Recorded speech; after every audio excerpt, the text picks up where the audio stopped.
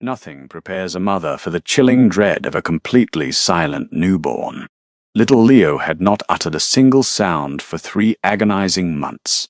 His eyelids remained permanently sealed shut. Specialists were baffled. But everything violently shifted the night. An enigmatic billionaire finally stepped into his isolated hospital room. Selina Hensley sat rigidly beside the neonatal incubator in room 422 of Seattle Presbyterian Medical Center, her posture stiff and defensive. Fluorescent lights buzzed mercilessly overhead, casting a sickly, pale glow across the sterile white walls. Her hands, trembling and stripped of their natural warmth, hovered just inches above the plexiglass barrier, separating her from her infant son. Little Leo lay perfectly still, swaddled in a pastel blue hospital blanket.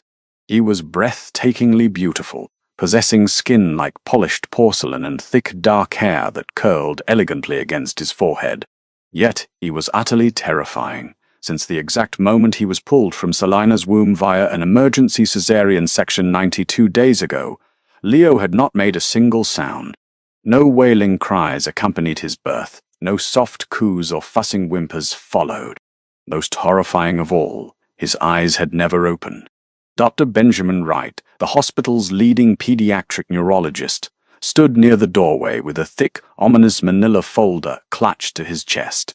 He cleared his throat, a sound that shattered the heavy stillness of the room. "Selina," Dr. Wright began, his voice laced with practiced clinical empathy. "We have run every conceivable diagnostic, whole exome sequencing, comprehensive metabolic panels, continuous EEG monitoring. The results are profoundly contradictory." Selina did not tear her gaze away from her son. "Define contradictory, doctor." "His core body temperature consistently hovers around 91 degrees Fahrenheit. Statistically, he should be in severe hypothermia, yet his tissue oxygenation is perfect. His resting heart rate is a staggering 28 beats per minute. When we attempt to introduce specialized infant formula through his feeding tube, his body violently rejects it. He is surviving purely on intravenous saline and the customized nutrient drip, but his cell regeneration is off the charts. It defies every known law of human biology." Selina finally turned her head, her exhausted, bloodshot eyes locking onto the doctor. "He is human, Dr. Wright. He is my son. I am not suggesting otherwise, Doctor."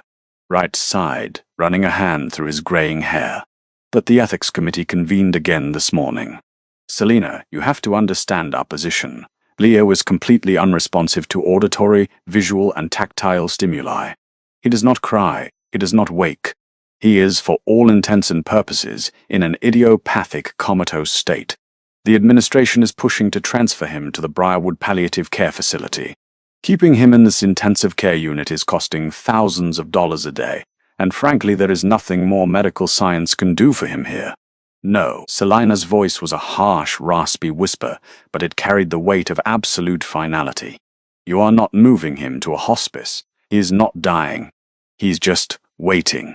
Dr. Wright looked at her with profound pity before quietly exiting the room, leaving Selina to her solitary vigil.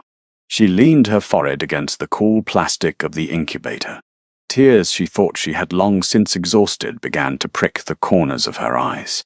Her sister Samantha had echoed the doctor's sentiments just days prior, gently urging Selina to prepare for the inevitable. But Selina felt an undeniable magnetic pull toward her child. She knew deep within her very bones that Leo was fighting a battle no doctor could comprehend. Her mind drifted back to a rainy Tuesday in Portland, Oregon, exactly 1 year ago. She had been working as a restoration archivist at the Historical Society when a man walked into her dimly lit workspace. His name was Alexander Croft. He had been a breathtaking enigma, tall, impossibly graceful, and possessing an aura of ancient, terrifying authority that demanded immediate submission. His eyes were a striking, unnatural shade of obsidian, and his skin was perpetually cold to the touch. Their romance had not been a gentle courtship, it was a violent collision of souls. They spent 3 feverish, isolated weeks tangled together in his penthouse overlooking the Willamette River. He whispered promises in languages she did not understand, tracing the veins on her wrists with a hunger she found both intoxicating and alarming. Then, on the morning she planned to tell him she felt different, that her body was going through unexplainable, rapid changes, he vanished. The penthouse was suddenly empty, stripped of all furniture and personal belongings. Croft Industries, his massive holding company, liquidated its regional assets overnight. He left no note, no forwarding address, nothing but a ghost-like memory and a tiny, fluttering heartbeat taking root in Selina's womb. Selina had cursed his name through 9 grueling months of a brutal pregnancy that nearly drained the life out of her. She developed an intense aversion to sunlight, craved near-raw steaks, and suffered from crippling migraines. When Leo was born prematurely, wrapped in an unnatural chill and devastatingly silent, Selina knew instantly that Alexander had left her with a child that was only half human. A sudden, sharp drop in the hospital room's temperature violently yanked Selina from her memories. The digital thermometer on the wall plummeted from 72 to 58 degrees in mere seconds. The heavy oak door of room 412 clicked shut, the locking mechanism engaging with a loud, definitive snap. Selina stood up quickly, her chair scraping harshly against the linoleum floor. The overhead fluorescent bulbs flickered aggressively, buzzing like angry hornets before dying completely. The room was plunged into darkness, illuminated only by the frantic rhythmic blinking of Leo's life support monitors. Outside in the hallway, the chaotic sounds of a busy hospital ward abruptly ceased. No paging intercoms, no squeaking nurse shoes, no chatter. It was as if a massive, suffocating vacuum had descended over the entire floor. Then a deep, resonant voice drifted from the shadowed corner of the room. "You always were a remarkably stubborn woman, Selina." Selina's breath hitched in her throat, her lungs seizing as if plunged into ice water. She recognized that voice instantly. It had haunted her dreams and nightmares for 12 agonizing months. "Alexander," she breathed, her voice trembling violently. He stepped out of the shadows, and the ambient light from the street lamps outside illuminated his striking features. Alexander Croft looked exactly as he had the day he disappeared, untouched by time or stress. He wore a sharply tailored, midnight blue suit that clung perfectly to his broad shoulders. His dark hair was meticulously styled, but it was his eyes that paralyzed Selina. They were no longer obsidian. They were glowing with a faint, predatory crimson hue. "Stay away from us," Selina warned, stepping protectively in front of the incubator. She grabbed a heavy metal IV stand, her knuckles turning white as she hoisted it like a weapon. "You don't get to walk in here after abandoning me. You don't get to claim him now." Alexander did not flinch at the makeshift weapon. He moved with a terrifying, fluid grace, crossing the room before Selina could even track his movement.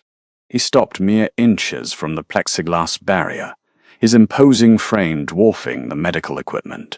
"I did not abandon you by choice," Alexander spoke, his voice a low, rumbling baritone that vibrated through Selina's chest.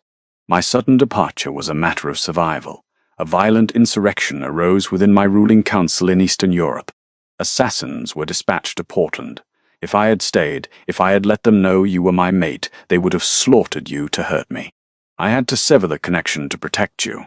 Selina scoffed, hot tears spilling down her cheek. "Your mate? Insurrection? You sound completely insane, Alexander. You left me pregnant, alone, and terrified. Look at him." She pointed a trembling finger at the silent infant. "Look at what you did to him. The doctors think he's brain dead. He hasn't cried once. He hasn't opened his eyes." Alexander's gaze shifted to the baby. His expression, usually carved from cold marble, fractured slightly, revealing a flash of profound reverence. "Human doctors are entirely useless when it comes to royal blood," Alexander stated dismissively. "Royal blood?" Selina gripped the IV stand tighter.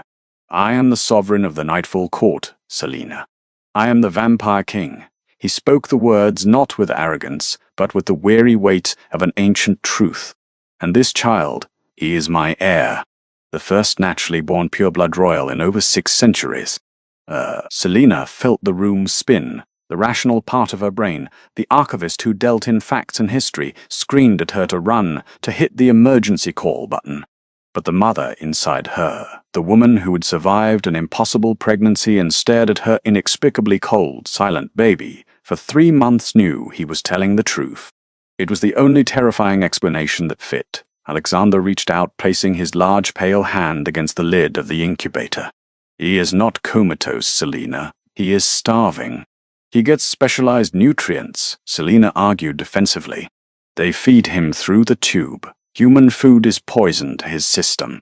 Even human milk would make him violently ill, Alexander explained, his glowing eyes fixed intensely on the tiny bundle. He is operating in a state of deep hibernation, a biological defense mechanism to preserve his life force until he receives the sustenance his genetics demand. Before Selina could protest, Alexander effortlessly unlatched the heavy plastic hood of the incubator, tossing it aside as if it weighed nothing.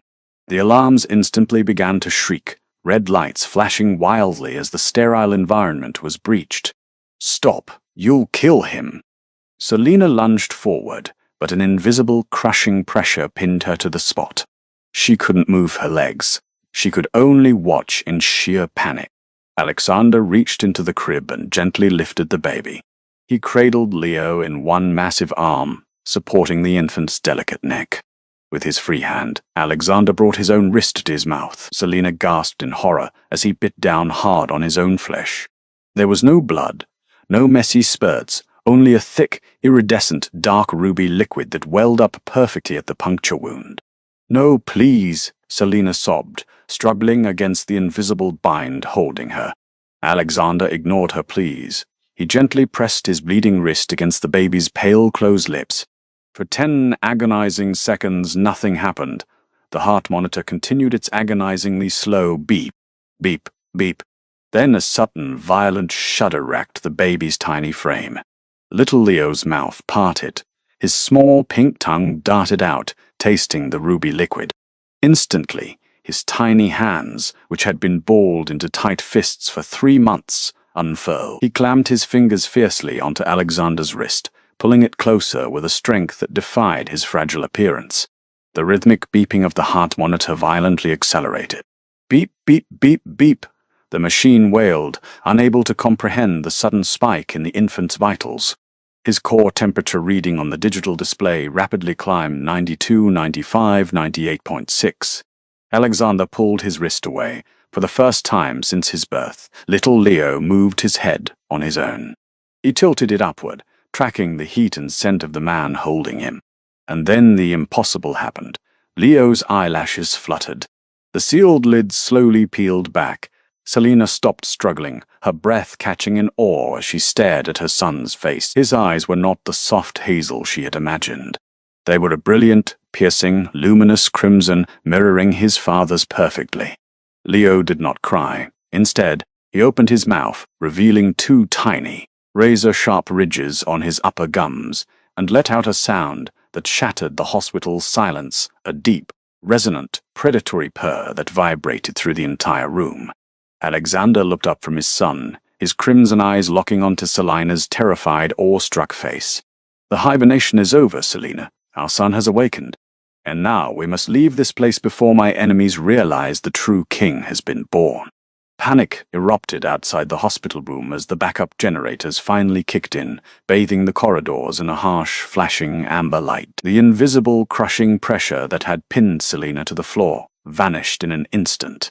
She scrambled forward, her knees slamming painfully against the cold linoleum, and reached frantically into the open incubator. Leo felt entirely different. The unnatural, terrifying chill that had plagued him since his premature birth was completely gone. His tiny body radiated a fierce, astonishing heat, mimicking the warmth of a sun-baked stone. He looked up at Selina, his newly opened, crimson eyes tracking her face with an intelligence that was profoundly unsettling for a 3-month-old infant. He did not cry. He merely stared, his small fingers still curled tightly into the fabric of Alexander's expensive suit jacket. "We have less than 3 minutes before the hospital's automated lockdown engages," Alexander stated, his voice devoid of panic but vibrating with absolute authority. He smoothly draped a heavy black cashmere coat over Selina's shoulders, shielding both her and the baby. "Hold him tightly against your chest. Do not let go, and do not look back." Selina had 1,000 questions, a million screaming demands for rational explanations, but the primal, maternal instinct to protect her newly awakened child overrode them all. She clutched Leo securely, wrapping the oversized coat around his fragile form. Alexander kicked the heavy oak door of room 422. He did not merely push it, he struck it with a devastating, localized force that ripped the steel hinges straight out of the reinforced drywall. The door crashed into the hallway with a deafening boom. Nurses and security guards were running frantically toward them, armed with nothing but flashlights and walkie-talkies. Alexander did not harm them. He merely raised his left hand, his crimson eyes flaring brighter. A wave of concussive, invisible energy rippled down the corridor. The hospital staff instantly collapsed against the walls, not dead but forced into a sudden deep unconsciousness. "Keep moving," Alexander instructed, his hand firmly gripping the small of Selina's back, propelling her toward the emergency stairwell. They descended 4 flights of concrete stairs in a matter of seconds. Alexander practically carried Selina, his movements a blur of terrifying, supernatural speed that left her completely disoriented. When they burst through the ground floor exit doors, the freezing Seattle rain instantly soaked Selina's hair. A sleek, heavily armored black SUV idled aggressively at the curb, its engine producing a deep, guttural growl. A mountain of a man stepped out of the driver's side. He wore tactical gear over a tailored suit, his face scarred and his jaw set like granite. "My king," the man rumbled, bowing his head in profound respect before throwing open the rear passenger door. "Get in, Selina. This is Dominic, my underboss," Alexander ordered, ushering her into the cavernous, leather-scented interior of the vehicle. Alexander slid in beside her, pulling the heavy door shut, just as the wail of approaching police sirens pierced the night air. Dominic gunned the engine, and the SUV launched forward with neck-snapping acceleration, seamlessly disappearing into the chaotic, rain-slicked traffic of the metropolitan grid. Selina sat trembling in the back seat, the adrenaline crash hitting her system like a physical blow. She looked down at Leo. The infant was nestled against her chest, perfectly content, his glowing eyes studying the passing streetlights with serene curiosity. "You called him your underboss," Selina managed to whisper, her voice trembling as she looked at Alexander. "You said you were a king, but you run this like a syndicate." Alexander leaned back against the leather seat, his eyes dimming slightly from their aggressive crimson to a dark, dangerous maroon. "The mortal world romanticizes our kind, Selina. They write poetry about lonely aristocrats in haunted castles. The reality is far more brutal and far more organized. The Nightfall Court operates on a strict, global hierarchy. We are the architects of the shadows. We control central banks, private military contractors, and global logistics networks. It is a family ruled by blood, loyalty, and absolute violence. And for the last year, my family has been bleeding." "The insurrection you mentioned," Selina said, her archivist brain desperately piecing together the fragmented information. "Orchestrated by a man named Alistair Corvin, the head of the oldest rival family within the High Council," Alexander explained, his jaw clenching with lethal fury. "Corvin grew greedy. He believed my refusal to exploit mortal financial markets for short-term supernatural gain was a sign of weakness. He rallied the European capos against me, but vampires rarely fight their own wars directly anymore. Corvin hired outside muscle to execute the coup." Selina asked, clutching Leo tighter. "The Lycaon cartel," Dominic answered from the driver's seat, his deep voice carrying a note of profound disgust. "Werewolves, ma'am, specifically, a brutal mercenary faction led by an alpha named Griffinholt. They are untamed, visceral, and practically immune to our standard political manipulations." Alexander reached over, his cold, powerful fingers gently brushing a damp strand of hair from Selina's face. "When I discovered the hit had been ordered, their assassins were already in Portland. If I had stayed to fight them off while protecting a pregnant, fragile human mate, I would have made a critical error. So I vanished. But I did not cower, Selina. I spent the last 12 months executing the most ruthless professional retribution our world has ever witnessed." Selina looked at him, realizing the depth of the man, the monster she had fallen in love with. "I froze Corvin's legitimate assets," Alexander continued, a dark, predatory smirk playing on his lips. "I manipulated international trade laws to bankrupt their shell companies.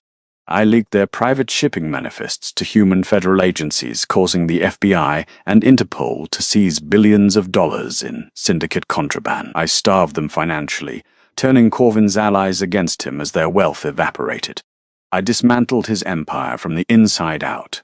Now Corvin is desperate, cornered and bankrupt. He thinks he has won because I have been absent from the throne.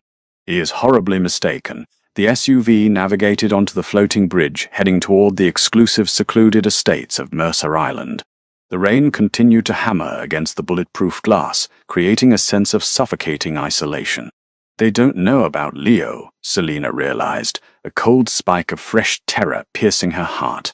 If they find out you have an heir, they will throw every beast they have at us to slaughter him, Alexander finished, his eyes blazing crimson once more. A pureblood royal heir stabilizes my claim to the throne, absolutely.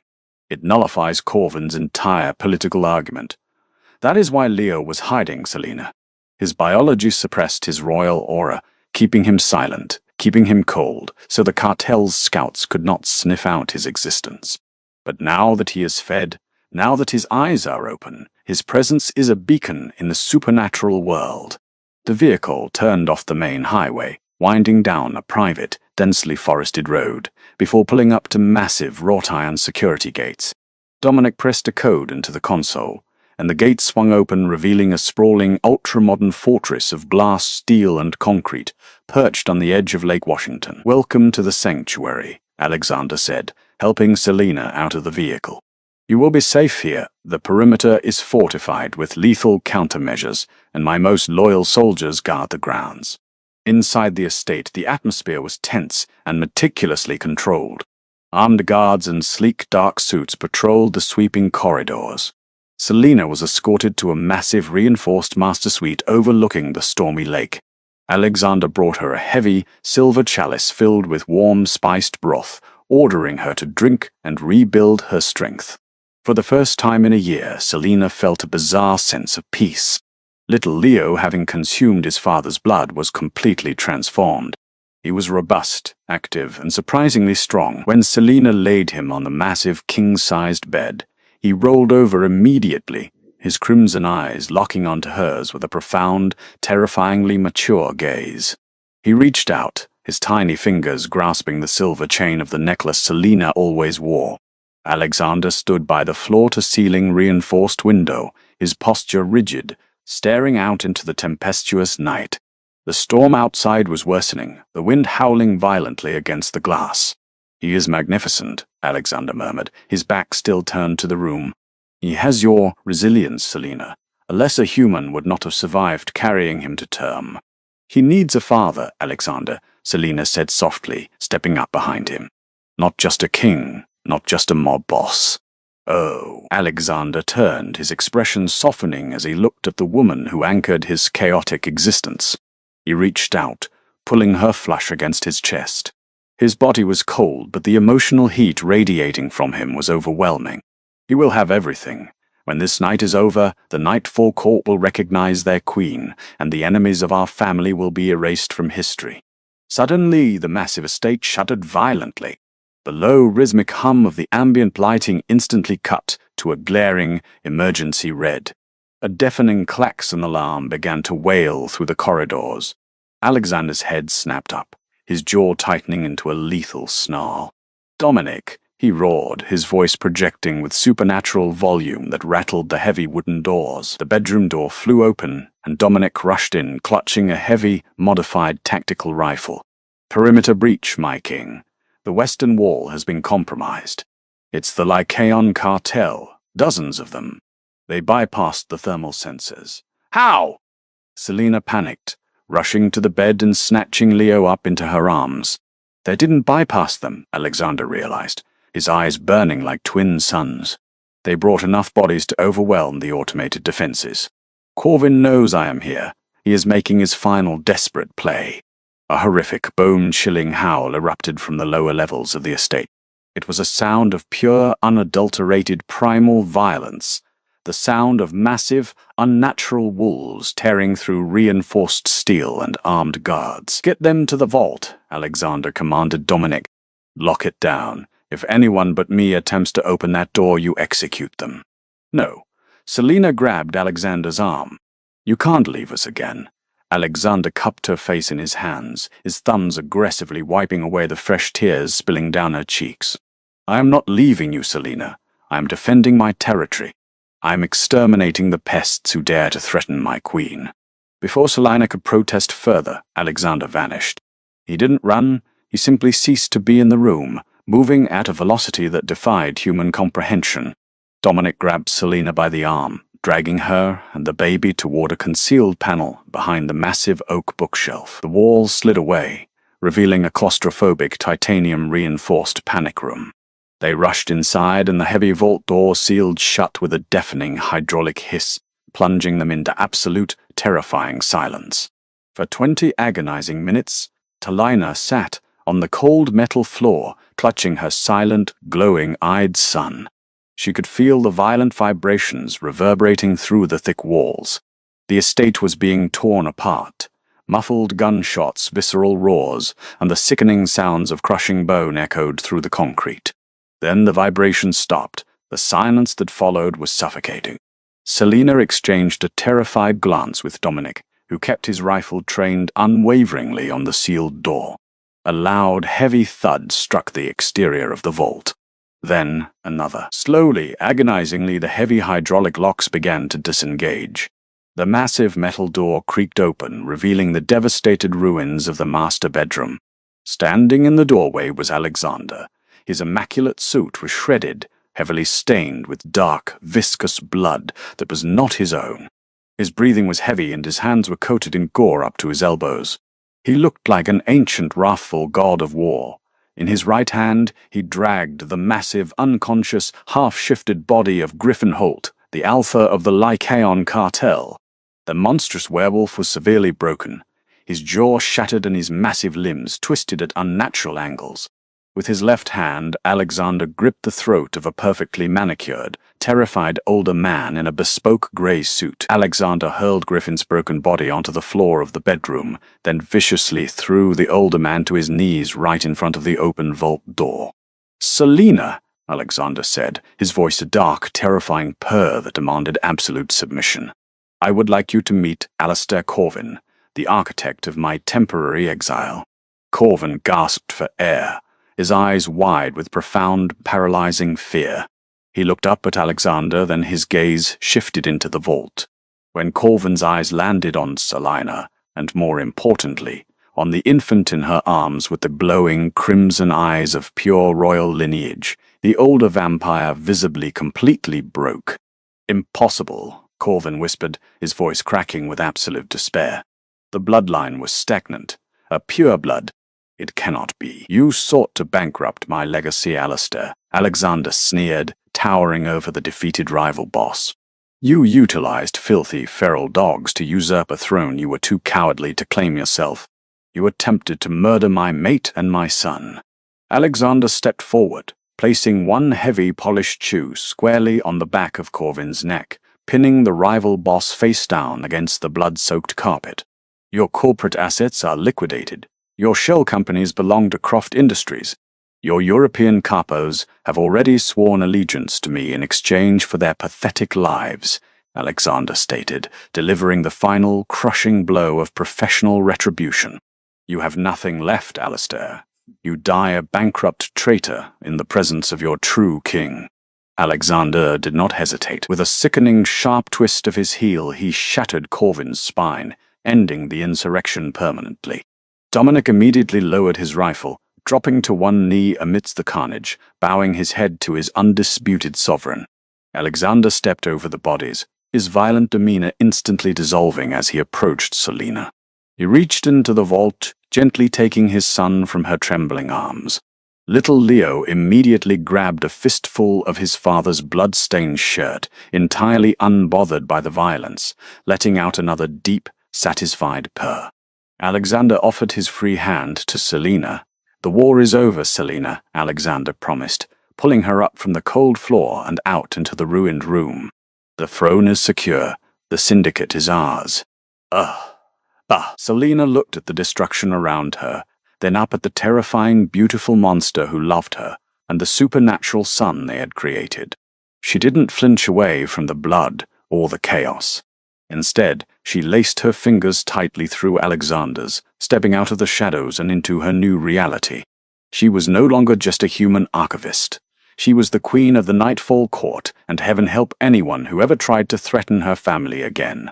If you were captivated by Selena and Alexander's dark, high-stakes journey and want more thrilling supernatural drama, smash that like button. Don't forget to share this story with your fellow dark romance lovers and subscribe to the channel so you never miss out on our next immersive, pulse-pounding tale. Drop a comment below telling us your favorite twist and turn on notifications for more.